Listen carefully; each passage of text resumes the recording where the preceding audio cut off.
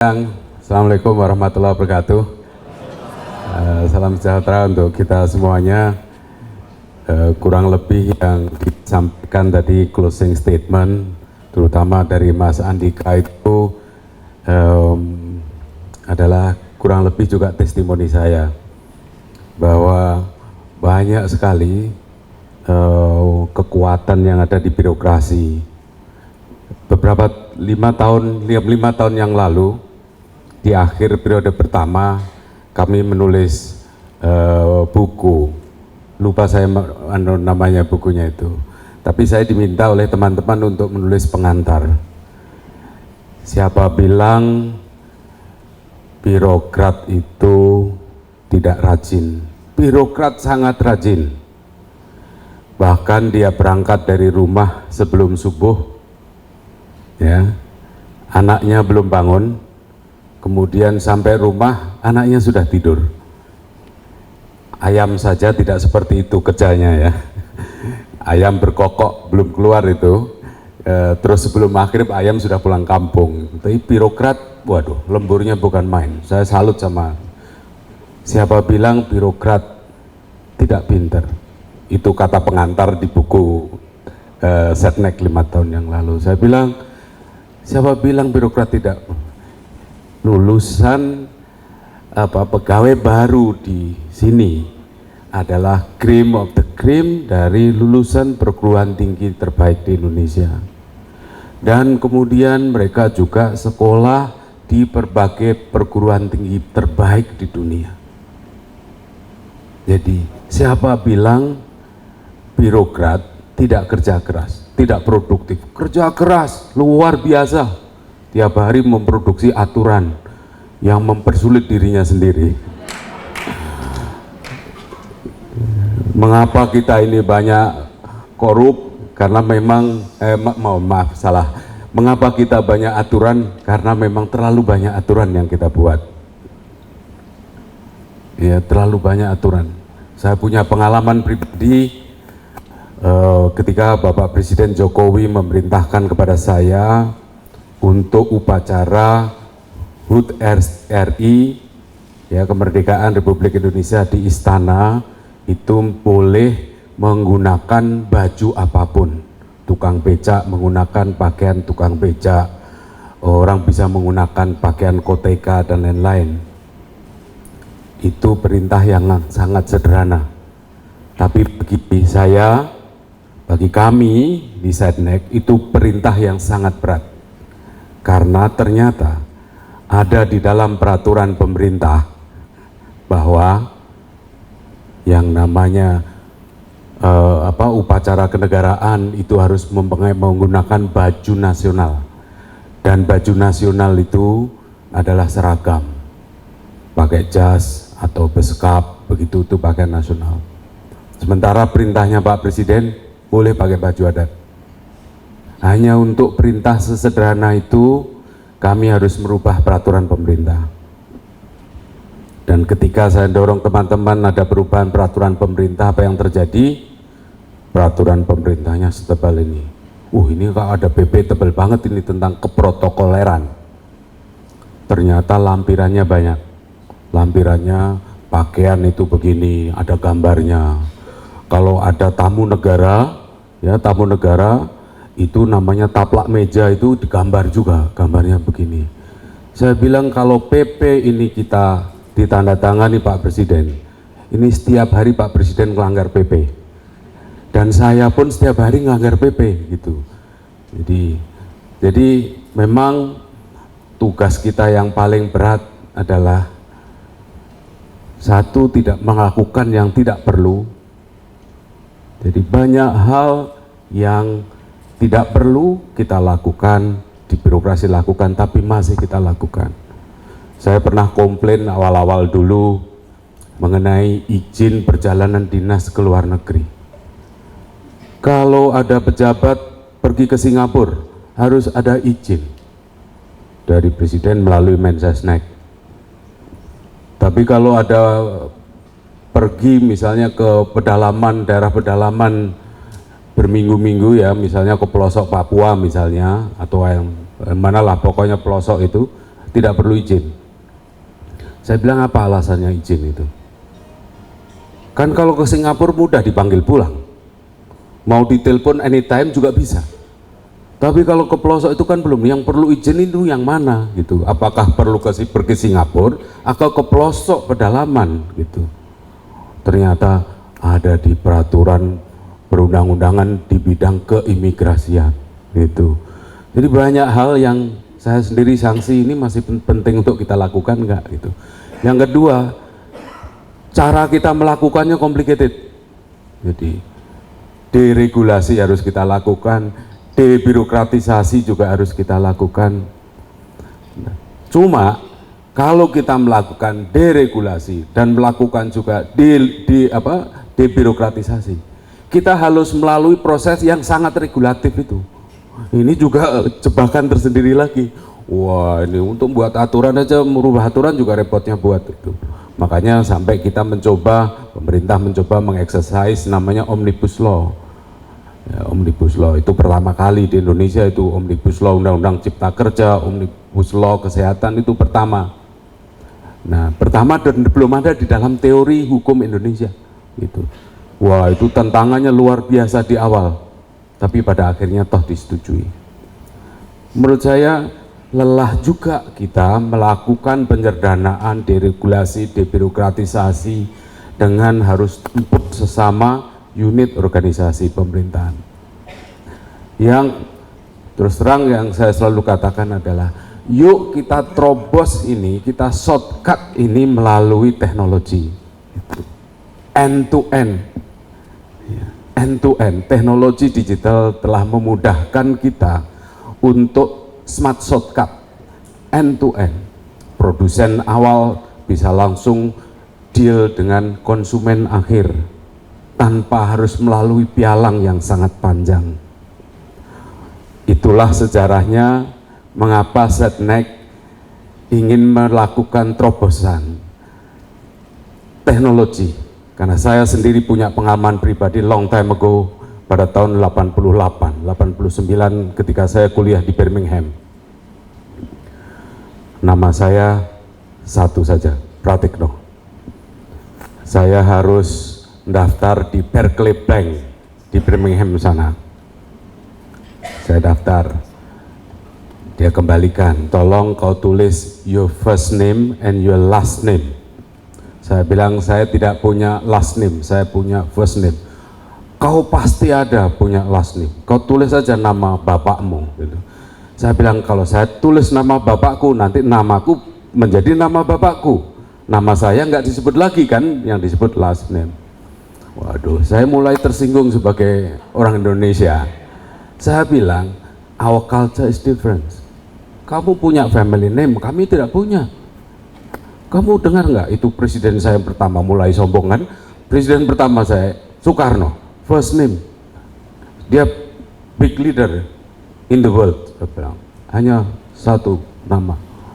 Wah, kita berdebat, terus kemudian bosnya di belakang itu maju. Dia bilang, ada apa ini? Ya saya bilang saya nggak mau menulis last name saya karena saya tidak punya last name.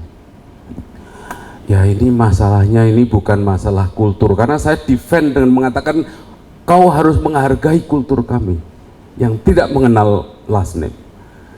Kami menghargai kultur Anda. Ini masalahnya sederhana, kursor nggak bisa turun kalau tidak ditulis ini. Dari cerita itu saya percaya bahwa teknologi sebetulnya bisa mendisiplinkan orang. Teknologi, shortcut teknologi, disiplinkan teknologi. Kalau seorang leader mendisiplinkan bawahannya, melelahkan, capek, sama-sama capek, ya, menjadi hubungannya bukan hanya hubungan bos sama bawahan, ini menjadi hubungan pribadi, itu konslet, sudah disiplinkan aja melalui itu. Jadi itulah yang saya ingin katakan, bahwa revolusi digital sebetulnya adalah momentum bagus untuk menyelesaikan yang tadi Mas Andika katakan, kesulitan kita, regulasi banyak, SOP, wah, complicated, birokrasi lah.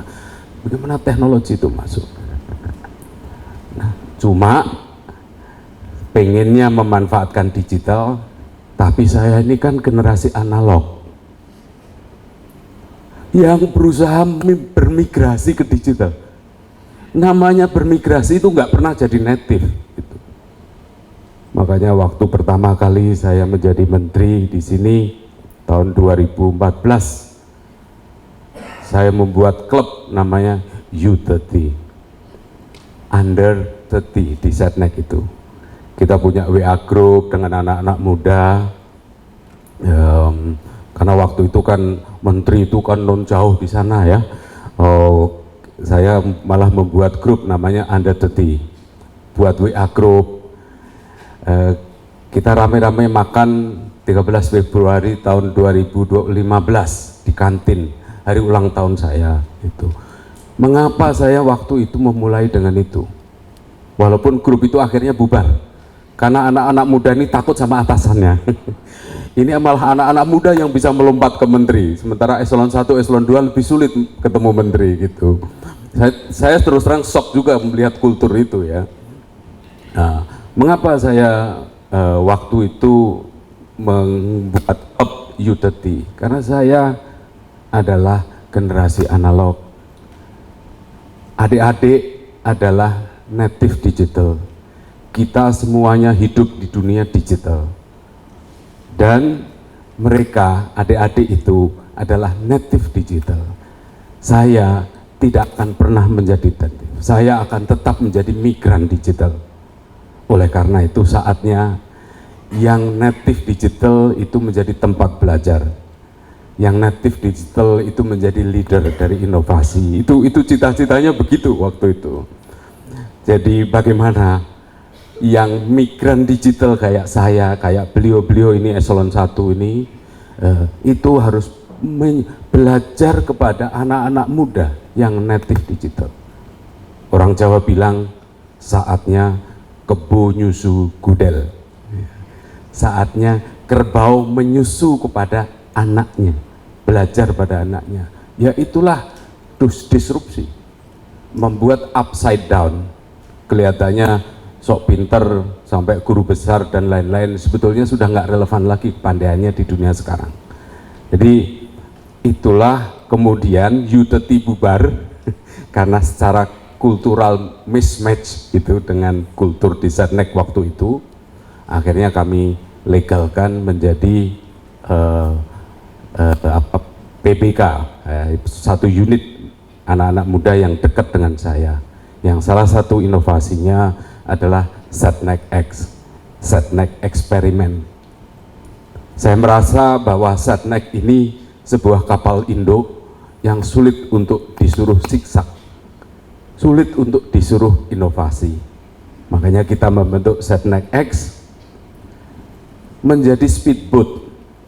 Jadi kalaupun ada kapal induk tapi punya speedboat yang berjalan cepat, agile, bereksploitasi. Itulah yang kita lakukan pertama dengan work from distance jauh sebelum adanya COVID-19.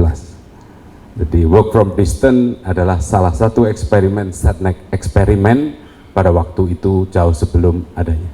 Jadi ekosistem pembelajaran yang mengedepankan pada peran anak-anak muda, berani terus bereksperimen untuk melakukan sesuatu yang tidak masuk akal pada zaman sebelumnya, inilah yang penting untuk terus kita lanjutkan. Karena kami ini yang generasi analog yang berusaha bermigrasi ke digital dan tidak pernah bisa menjadi native digital, seharusnya adalah mengikuti Anda-Anda, adik-adik yang memang sudah terlahir native digital, menjadi leader di dunia digital. Itulah Bapak Ibu sekalian, apa yang kita lakukan dari sekarang ini adalah kegelisahan panjang untuk agar mengurangi beban kerja yang semakin tambah. Volume surat di Setnek itu tambah luar biasa, volume. Kemudian tuntutan kualitas juga meningkat luar biasa. Sementara kami boleh salah gitu, karena berurusan dengan presiden. Ini gimana? Pegawai nggak boleh tambah, nggak bisa dan tidak perlu tambah gitu. Oh ini kalau Setnek ini tambah pekerjaan, tambah orang, tambah kantor. Waduh, luar biasa ini, Jakarta Pusat ini jadi Setnek semua. Jadi nggak bisa. Kita harus menyelesaikan pekerjaan yang volumenya makin panjang, tuntutan kualitasnya makin tinggi, dengan cara yang lebih mudah. Mau tidak mau, sekali lagi adalah mendelegasikan, bukan kepada bawahan, tapi lebih banyak mendelegasikan kepada mesin setelah kita sederhanakan. Jadi saya kira saya ingin dengan adanya AI yang membantu pekerjaan kerja secara lebih baik, saya ingin suatu saat nanti Setnek tidak perlu ada orang lembur, perlu kerjanya hanya 4 jam saja sehari, jogging, lari, ya bahagia sama anak istri, enak sekali kan, gajinya tambah. Kan gitu ya, harusnya kan begitu. Saya selalu ngomel sama staf saya, mau ngelembur, kok ngapain ngelembur, biar aja aku yang lembur, udah bilang gitu. Jadi harusnya kan begitu. Jadi produktivitas meningkat, jaga kesehatan, ya, jaga kebahagiaan, berharap rezekinya cukup, dan punya waktu untuk menikmatinya. Terima kasih. Wassalamualaikum warahmatullahi wabarakatuh. Walaupun sudah saya tutup, saya minta waktu sedikit lagi untuk menyampaikan terima kasih kepada Bapak Ibu semuanya yang telah menjadi mitra pendukung dari kami dan juga narasumber yang membuat ini menjadi kenyataan. Dan tolong sekaligus saya mengucapkan terima kasih dan mohon pamit. Tanggal 20 nanti adalah hari sudah pelantikan, jadi otomatis ada menteri baru. Saya akan juga pamit dari kementerian ini, jadi mohon untuk tetap dibantu agar adik-adik nantinya bisa kerja 4 jam sehari dengan produktivitas yang lebih baik, itu ya. Ya, terima kasih.